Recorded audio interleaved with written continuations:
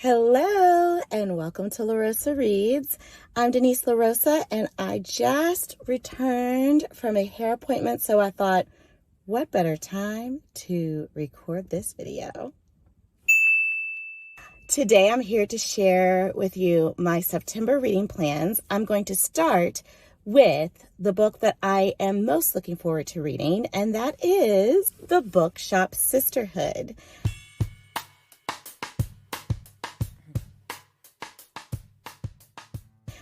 So here's why I'm excited. We've got books, we've got a sisterhood, we've got LaRosa written all over this book. Let me see here. So after years of hard work, best friends are finally on the verge of opening the bookstore of their dreams. So wow, my memory served me correctly for once. So I think we're going to have drama. I read some Goodreads reviews, some of which were complaining and griping that this book had way too much drama. I am here for the drama. I'm here for the books. I'm here for the friendship. I love a character-driven story. I love stories that incorporate books. So, Sisterhood Bookshop, here I come.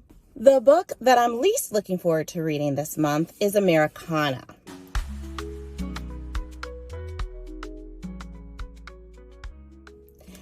Why am I least looking forward to reading this book? Well, I am getting mixed reviews already from people whose opinions on books I respect and kind of align with most of the time, more often than not. And some folks that I've spoken to who have read this book were like, it was a DNF for me. It wasn't as great as it was hyped up to be. And quite frankly, it's September. I work in education, and this time of the year, fall is my favorite season. I'm looking for a cozy book, not one that's going to wreck my life in a way that is super deep, searing, unpacking societal issues. I deal with that at work. So I just have a feeling this book is going to touch upon things that will be hard and hard-hitting. Not quite sure that's my vibe this month, but this book is one of the New York Times best books of the century so far, and it was a book that's been sitting on my shelf, so curiosity has gotten the best of me. So I have 5 total reads that are on my TBR for September. I have 2 more books I'm going to share with you that are on my TBR for this month, and then the final one is a book that I am currently reading. I believe I'm a little bit over halfway through it, and I am having a good time. But let's back it up to the other 2. Here's a library book. So we've got Nick Brown, a charming, attractive new neighbor. Okay, Nick, who she feels drawn to for reasons she can't explain. But little does she know, Nick is an author, her favorite fantasy author. Okay, I see where this is going.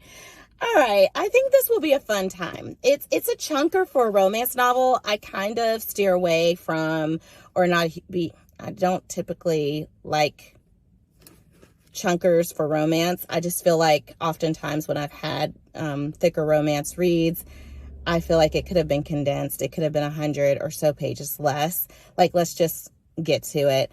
But who knows? I think it'll be a good time. I'm trusting of this author, even though I've never read from her before. I just like the synopses of all of her books. The man of the hour, the author of the hour, is Percival Everett with his latest novel, James, which is an adaptation of Huckleberry Finn. The Adventures of Huckleberry Finn is a book that I did not read growing up. It wasn't a required read in any of my classes. And as an adult, I had no desire to read it. But after hearing about James, I want to go back and read Huckleberry Finn, go back in time and do that. And I want to also read James this year. However, for this month, Percival Everett's Erasure is the book for me because it was a book on that list, that infamous list, 100 books, 100 of the best books of the century so far. Why cannot I say that today? I don't know. So although this is a read that grapples with race and other societal challenges, and could be perceived as a heavier read. I believe there's some satire and humor attached to it. So if we've got some satire and humor, I'm here for it. I can handle that. I'm just not in the mood for super heavy books this month. But this book tackles race and stereotypes in a way that is intersecting with the publishing industry. So, interestingly enough, I've got several books this month about aspiring writers, authors, the bookish world. So I'm here for that. And Thelonious Monk is, I'm assuming, is a Black author, and he is experiencing some tough times and some rejection in the publishing industry. But there is another author who wrote "We Lives in the Ghetto" and is experiencing success. It's the first novel by a woman who once visited some relatives in Harlem for a couple of days. So we see where this is going, right? So I believe that Juanita is kind of culturally appropriating the Black culture. And Thelonious Monk isn't happy about it and is seeking ways to retaliate and reclaim his success in the publishing world. Okay. And last but not least, we've got the music shop.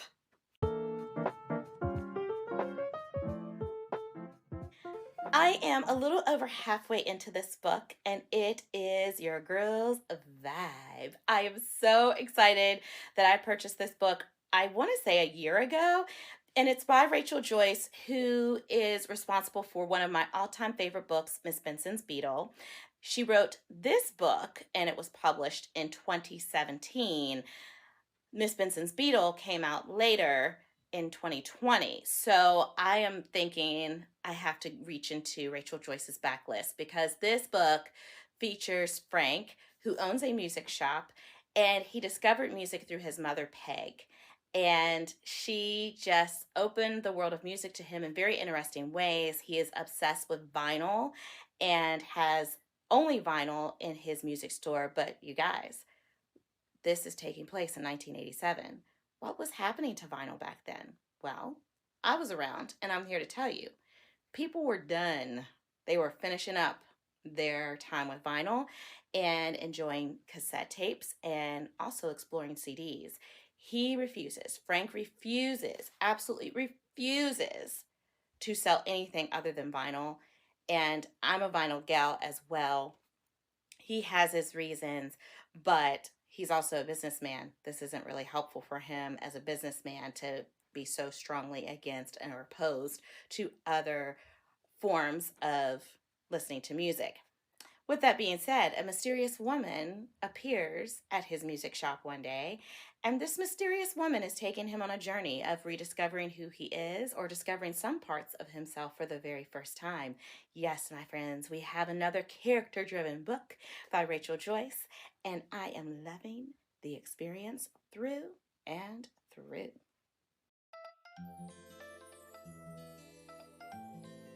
Oh, so that's all, friends. Those are my September reading plans. I'm wondering what you're reading this month. Let your girl know. I am so curious. I want to thank you for joining me here in my little corner of YouTube. You are greatly appreciated. You're always welcome, and I love each of you. And until next time, happy reading.